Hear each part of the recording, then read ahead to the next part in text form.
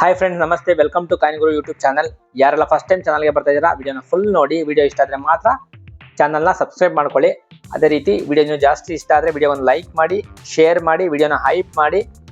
ಉಪಯುಕ್ತ ಮಾಹಿತಿಗಳು ಹೆಚ್ಚಿನ ಜನರನ್ನ ತಲುಪಲಿ. ವಿಡಿಯೋ ತುಂಬ ಇಂಟ್ರೆಸ್ಟಿಂಗ್ ಆಗಿರುತ್ತೆ. ವಿಡಿಯೋನ ಫುಲ್ ನೋಡಿ, ಎಲ್ಲೂ ಸ್ಕಿಪ್ ಮಾಡಬೇಡಿ. Half information is dangerous to health. ನಿಮ್ಮ ಮೆಂಟಲ್ ಹೆಲ್ತ್ಗೆ ಆಫ್ ಇನ್ಫಾರ್ಮೇಷನ್ ಅನ್ನೋದು ತುಂಬ ಡೇಂಜರ್ ಆಗಿರುತ್ತೆ. ಪೂರ್ತಿ ಇನ್ಫಾರ್ಮೇಷನ್ ತಿಳ್ಕೊಳ್ಳಿ. ಸೊ ಇವತ್ತಿನ ವಿಷಯ ಏನಪ್ಪಾ ಅಂದ್ರೆ, 1 ಕ್ವಾರ್ಟರ್ ಹಣದ ಬೆಲೆ ಏನು ಅಂತ ತಿಳ್ಕೊಳ್ಬೇಕಾಗತ್ತೆ. ಈ ಕಾಪರ್ ನಾಣ್ಯಗಳು ಬ್ರಿಟಿಷರ ಕಾಲದ ನಾಣ್ಯಗಳು. ನೀವು ನೋಡ್ತಾ ಇದ್ದೀರಾ, 1936ರ 1 ಕ್ವಾರ್ಟರ್ ಹಣ. ಏನು 1 ಕ್ವಾರ್ಟರ್ ಹಣ ಅಂದ್ರೆ ಏನು, ಆನಾ ಅಂದ್ರೆ ಏನು? ನಾವೆಲ್ಲ ರೂಪಾಯಿ ಅಂತ ಬಳಸ್ತೀವಲ್ಲ, ಇದೇನು ಆನಾ ಅಂತ ಕೇಳ್ಬೋದು. ಆನಾ ಅನ್ನೋದು ಬ್ರಿಟಿಷರ ಕರೆನ್ಸಿ.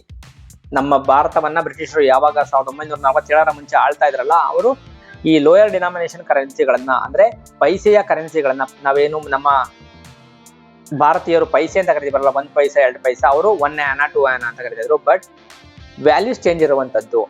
16 ಆನಾ ಅಂದ್ರೆ 1 ರೂಪಾಯಿ, 16 anna is equal to 1 rupees, 8 anna is equal to 50 paise. So 1 quarter anna ಅಂದ್ರೆ ನಿಮ್ಗೆ ಹೆಚ್ಚು ಕಡಿಮೆ 1.6 ಪೈಸೆ ಅಷ್ಟು ಬರುತ್ತೆ. 1 ಕ್ವಾರ್ಟರ್ ಆನಾ ಅಂದ್ರೆ 1 ಆನಾದ 4 ಭಾಗ.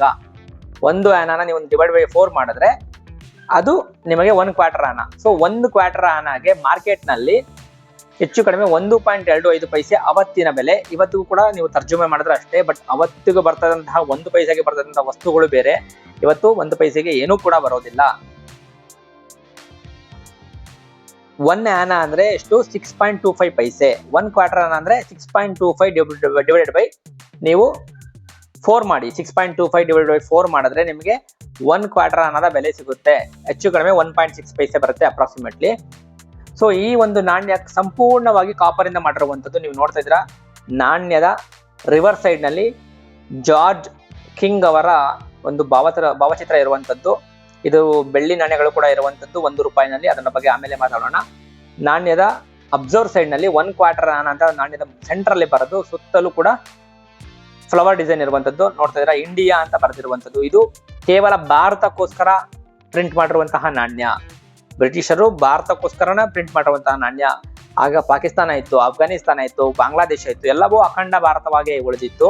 ಸೊ ಇದು ಕೇವಲ ಭಾರತಕ್ಕೋಸ್ಕರ ಪ್ರಿಂಟ್ ಮಾಡಿರುವಂತಹ ನಾಣ್ಯ. ನೋಡ್ತಾ ಇದ್ದೀರಾ, 1936ರ ಒಂದು ಬಾಂಬೆ ಮಿಂಟ್ ನ ನಾಣ್ಯ. ನೀವು ಮಿಂಟ್ ಮಾರ್ಕ್ ಕೂಡ ಕ್ಲಿಯರ್ ಆಗಿ ಕಾಣಿಸ್ತಾ ಇರುವಂತದ್ದು. ಈ ಒಂದು ಡೈಮಂಡ್ ಶೇಪ್ ನೋಡ್ತಾ ಇದ್ದೀರಲ್ಲ, 9 ಮತ್ತು 3ರ ಮಧ್ಯ ಕೆಳಗಡೆ ಇರುವಂತದ್ದು. ಸೊ ಈ ಒಂದು ನಾಣ್ಯ ಇವತ್ತಿನ ದಿನದಲ್ಲಿ UNC ಕಂಡೀಷನ್ ಇತ್ತು ಅಂದ್ರೆ ಮಾತ್ರ ವ್ಯಾಲ್ಯೂ ಇರುವಂತದ್ದು. ನನ್ನ ಹತ್ರ ಇರುವಂತದ್ದು UNC ಗ್ರೇಡ್ ನ ನಾಣ್ಯ. ನೋಡ್ತಾ ಇದ್ರೆ ಎಷ್ಟು ಕ್ಲಿಯರ್ ಆಗಿರುವಂತದ್ದು. ಅದನ್ನ ಹೊರತುಪಡಿಸಿ ಇನ್ನೂ ಕೆಲವು ನಾಣ್ಯಗಳಿರುವಂತದ್ದು. ಅವು ಏನು ಅಷ್ಟು ಹೊಳಪನ್ನು ಹೊಂದಿಲ್ಲ, ಸ್ವಲ್ಪ ಎಕ್ಸ್ಟ್ರಾ ಫೈನ್ ಕಂಡೀಷನ್ ಅಷ್ಟು ವ್ಯಾಲ್ಯೂ ಇರುವಂತದ್ದು, ಎಕ್ಸ್ಟ್ರಾ ಫೈನ್ ಕಂಡೀಷನ್ ಅಷ್ಟು ಗ್ರೇಡ್ ಇರುವಂತದ್ದು.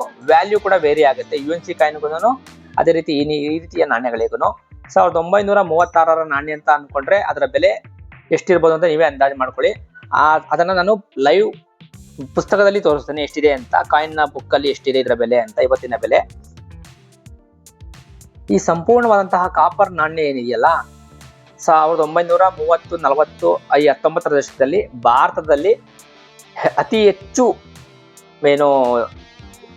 ಕಾಪರ್ ಸಿಗ್ತಾ ಇತ್ತು. ಅತಿ ಹೆಚ್ಚು ಕಾಪರ್ನ ನಾವು ಮೈನಿಂಗ್ ಮಾಡ್ತಾ ಇದ್ವಿ. ಭಾರತೀಯರಿಗೆ ಮೈನಿಂಗ್ ಅನ್ನೋದು ಸುಮಾರು 2000 ವರ್ಷಗಳಿಂದನೇ ನಮಗೆ ಪರಿಚಿತವಾದಂತಹ ಕಲೆ. ಮತ್ತೆ ಭಾರತದಲ್ಲಿ ಹೇರಳವಾಗಿ ದೊರಕ್ತಾ ಇತ್ತು. ಆ ಒಂದು ಕಾರಣಕ್ಕೋಸ್ಕರನೇ ಈ ನಾಣ್ಯಗಳಲ್ಲಿ ಕಾಪರ್ ಮೆಟಲ್ ಅನ್ನ ಬಳಸಿರುವಂತದ್ದು. ಸಾಮಾನ್ಯವಾಗಿ ಕಾಪರ್ ಮೆಟಲ್ಗಳು ನಿಮಗೆ ಸಿಗುತ್ತೆ. ಸುಮಾರು ರಾಜಮನೆತನದ ನಾಣ್ಯಗಳಲ್ಲೂ ಕಾಪರ್ ಅನ್ನೋದು, ಅಂದ್ರೆ ತಾಮ್ರ ಅನ್ನೋದು ಸಾಮಾನ್ಯವಾದಂತಹ ಮೆಟಲ್. ಸೊ ತಾಮ್ರದ ನಾಣ್ಯಗಳು ಚಿರಪರಿಚಿತ ನಮ್ಮ ಪೂರ್ವಜರಿಗೆ. ಸೊ ಅವತ್ತಿನ 1930ಕ್ಕೆ ನೀವು ಹೋದ್ರೆ, 1936ರ ಘಟ್ಟಕ್ಕೆ ಹೋದ್ರೆ, ಈ ಒಂದು ನಾಣ್ಯಕ್ಕೆ ನಿಮಗೆ 2 ದಿನದ ಕೂಲಿ ಆಗಿರ್ತಾ ಇತ್ತು. ನೀವು 2 ದಿನದ ಕೂಲಿ ಮಾಡಿದ್ರೆ ನಿಮ್ಗೆ ಈ ಒಂದು ನಾಣ್ಯ ಸಿಗ್ತಾ ಇತ್ತು. ಇದಕ್ಕೆ ತುಂಬಾ ರೇಷನ್ ಸಿಗ್ತಾ ಇತ್ತು. ನಿಮ್ಗೆ 1 ದಿನ ಮನೆಯನ್ನು ನಡೆಸುವಂತಹ ರೇಷನ್ ಕೂಡ ಸಿಗ್ತಾ ಇತ್ತು.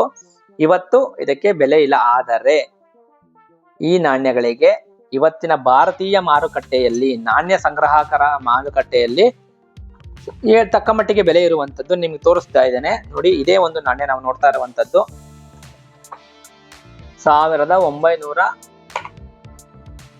1936ರ ನಾಣ್ಯಗಳನ್ನ ಹುಡುಕ್ಬೇಕು ನೋಡಿ. ಇದು 1 ಕ್ವಾರ್ಟರ್ ಆನಾ 1916ರಲ್ಲಿ ಶುರುವಾಗಿರುವಂತದ್ದು. 11, 12, 13, 16ರಲ್ಲಿ ಅಫಿಷಿಯಲ್ ಶುರುವಾಯಿತು. ಅದಕ್ಕೂ ಮುಂಚೆ ಬೇರೆ ಒಂದು ಪೋರ್ಟ್ರಿಯಲ್ಲಿ ರಿಲೀಸ್ ಆಗ್ತಾ ಇತ್ತು. ನಾನು ನಿಮ್ಗಾಗ್ಲೇ ಹೇಳಿದೆ, ಇದು ಪ್ಯೂರ್ ಕಾಪರ್ನ ನಾಣ್ಯ, 4.85 ಗ್ರಾಮ್ ಇರುವಂತದ್ದು. ಅದರ ಏನು ಸುತ್ತಳತೆ ಎಲ್ಲವನ್ನು ನೀವು ನೋಡಬಹುದು. 25 mm ಅಷ್ಟು ಸುತ್ತಳತೆ ಇರುವಂತದ್ದು, ಸರ್ಕ್ಯುಲರ್ ಶೇಪ್ ಅನ್ನು ಹೊಂದಿರುವಂತದ್ದು, ಸ್ಮೂತ್ ಎಡ್ಜಸ್ ಅನ್ನು ಹೊಂದಿರುವಂತದ್ದು. ಈಗ ನಾವು 1936 ಹುಡ್ಕೊಂಡ್ ಬರ್ಬೇಕಾಗತ್ತೆ. 1936 ಬಾಂಬೆ ಮಿಂಟಿನ ನಾಣ್ಯ ನೋಡ್ತಾ ಇದ್ರೆ, ಬಾಂಬೆ ಮತ್ತೆ ಕೋಲ್ಕತ್ತಾ ಮಿಂಟಿಂದ ರಿಲೀಸ್ ಆಗಿರುವಂತದ್ದು. ಕೋಲ್ಕತ್ತಾ ಅಂದ್ರೆ ಯಾವುದೇ ಮಿಂಟ್ ಮಾರ್ಕ್ ಇರೋದಿಲ್ಲ, ಬಾಂಬೆಯಲ್ಲಿ ಡೈಮಂಡ್ ಶೇಪ್ ಇರುತ್ತೆ. ಬಾಂಬೆ 100 ರೂಪಾಯಿ, UNC ಗ್ರೇಡ್ ಇತ್ತು ಅಂದ್ರೆ 100 ರೂಪಾಯಿ ಇರುವಂತದ್ದು. ಏನಪ್ಪಾ ಇದು 1936 ನಾಣ್ಯ, ಇಷ್ಟೊಂದು ಹೆಚ್ಚು ಕಡಿಮೆ 90 ವರ್ಷ ಹಳೆಯದಾದಂತಹ ನಾಣ್ಯ. ಇವ್ರು ನೋಡಿದ್ರೆ ಬರೀ ಏನು 100 ರೂಪಾಯಿ ಅಂತ ಹೇಳ್ತಾ ಇದಾರೆ. ನಾನು ಏನೋ ಒಂದು 2000, 3000, 5000 ರೂಪಾಯಿ ಇರ್ಬೋದು ಅನ್ಕೊಂಡಿದ್ರ. ಖಂಡಿತವಾಗಿಯೂ ಆ ತರದ ನಾಣ್ಯಗಳು ಇದಾವೆ ಕಾಪರ್ ಅಲ್ಲೇನೆ. ಯಾವ ಆ ನಾಣ್ಯಗಳು ನೀವು ತಿಳ್ಕೊಳ್ಬೇಕಾ? ನೋಡಿ, ಸ್ಕ್ರೀನ್ ಮೇಲೆ ಈ ಒಂದು ವಿಡಿಯೋ ಕಾಣಿಸ್ತಾ ಇದೆಯಲ್ಲ, ಇದ್ರ ಮೇಲೆ ಕ್ಲಿಕ್ ಮಾಡಿ. ಇವು ಕೇವಲ ತಾಮ್ರದ ನಾಣ್ಯಗಳೆಲ್ಲ, ನಿಧಿ ಅಂತ ಇದೆ. ಆ ಒಂದು ವಿಡಿಯೋನ ನೋಡಿ. ಯಾವ ಒಂದು ತಾಮ್ರದ ನಾಣ್ಯಗಳಿಗೆ, ಯಾವ ಒಂದು ಕ್ವಾರ್ಟರ್ ಆನೆಗಳಿಗೆ, ಯಾವ ಒಂದು ಹಾಫ್ ಆನೆಗಳಿಗೆ ಬೆಲೆ ಇದೆ ಅಂತ ನಾನು ಈ ವಿಡಿಯೋದಲ್ಲಿ ಸವಿಸ್ತಾರವಾಗಿ ಹೇಳಿದ್ದೇನೆ. ಇದಾಗಿತ್ತು ಈ ಒಂದು ವಿಡಿಯೋದ ವಿಶೇಷತೆ.